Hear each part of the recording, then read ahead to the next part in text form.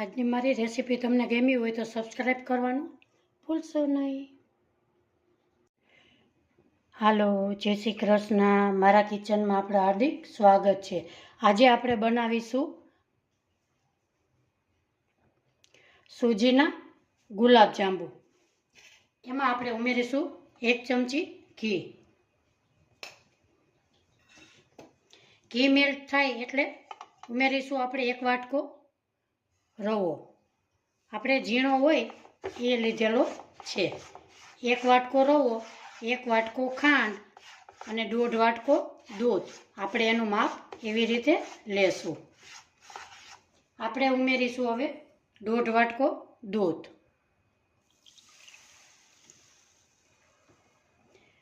આ જાંબુ ખાવામાં ખૂબ જ સ્વાદિષ્ટ, સરસ, મુલાયમ લાગે છે.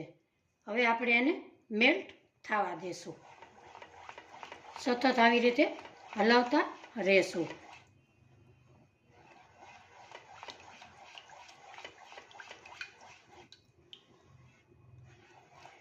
જેમ જેમ દૂધ ઉકળવા લાગે એમ એમ સોજી ફૂલવા લાગે છે.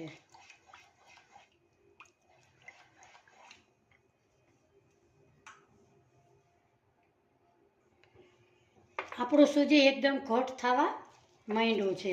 આપણે એકદમ આવી રીતે હલાવતા રહીશું એટલે સૂજી એકદમ સરસ મેલ્ટ થઈ જાય. પેનને પણ છોડવા લાગ્યું છે.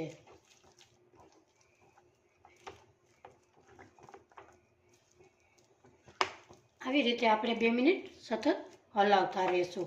એમાં ઉમેરીશું આપણે 2 ચમચી મેંદાનો લોટ. એને આપણે મેલ્ટ કરીશું.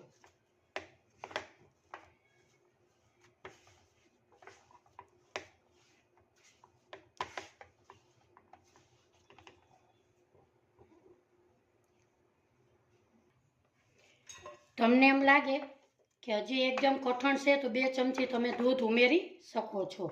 હવે આપણે આને ઠંડુ થવા દેશું. આપણો રવો એકદમ સરસ ઠંડો થઈ ગયો છે. આપણે એને 2 મિનિટ આવી રીતે મસળશું.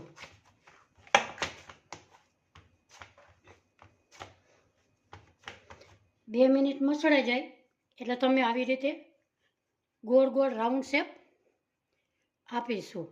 એમાં ક્યાંય એકદમ સરસ આમ તિરાડ ક્યાંય ન હોવી જોઈએ એટલે આપણી ગુલાબજાંબુ ફાટે નહીં તળીએ ત્યારે. આવી રીતે આપણે વારીશું. આપણા ગુલાબજાંબુ બધાય આપણે વારી લીધા છે. ગેસ ઉપર એક પેન મૂકેલી છે. એમાં આપણે ઉમેરીશું ચાસણી માટે 1 વાટકો ખાંડ. 1 વાટકો સોજી હતું, 1 વાટકો ખાંડ, અડધો વાટકો પાણી. એને આપણે મેલ્ટ થવા દેશું. આપણે ચાસણી લેવાની નથી, પણ હાથથી આમ ચીપક થાય એવી રીતે આપણે મેલ્ટ થવા દેશું. ગેસની ફ્લેમ થોડી ફાસ્ટ રાખીશું.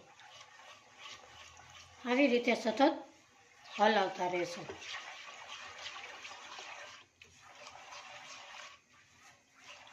આજની રેસીપી મારી તમને ગમતી હોય તો લાઈક કરજો, શેર કરજો, સબસ્ક્રાઈબ કરજો. બેલ આઇકનના બટનને જરૂરથી દબાવજો.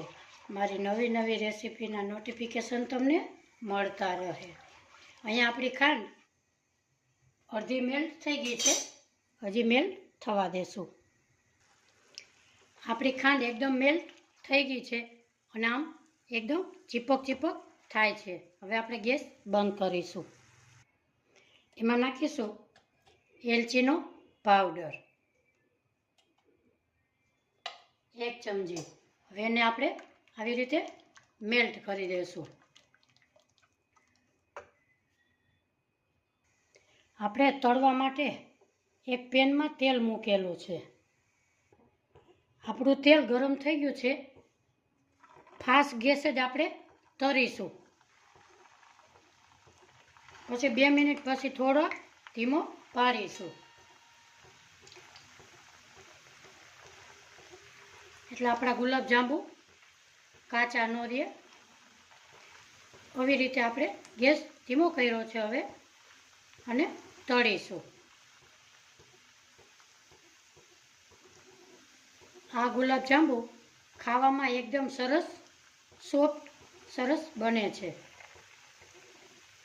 આવી રીતે આપણે હલાવતા રહેશું.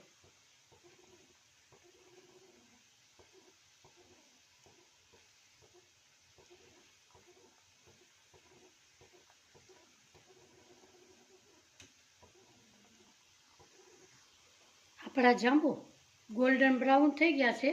હજી આપણે એને તળીશું. આપણા જાંબુ તળાઈ ગયા છે. હવે આપણે એને એક પ્લેટમાં બહાર કાઢીશું.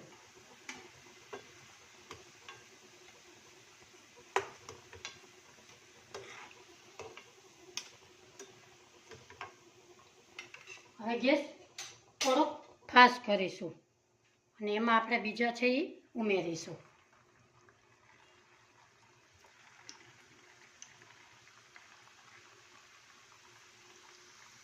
આપણા બીજા જાંબુ તળાય ત્યાં સુધીમાં આપણે ચાસણીમાં એક ગાણવો નાખીશું.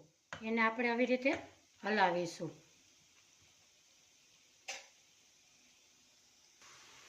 આપણા જાંબુ તળાઈ ગયા છે. આપણે હવે બહાર કાઢીશું.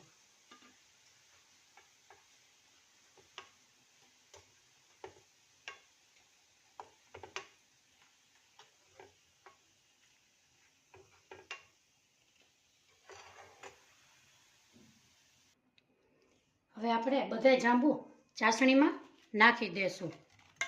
એને આપણે 2 કલાક આમાં આવી રીતે હલાવી અને ઢાંકી 2 કલાક રહેવા દેશું.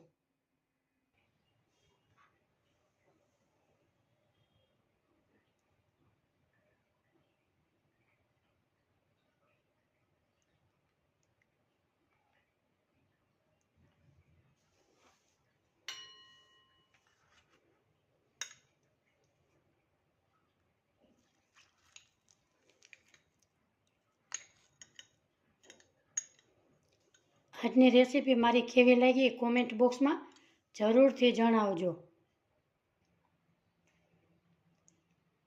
ફરી મળીશું નવી રેસીપી સાથે. આવજો. જય શ્રી કૃષ્ણ.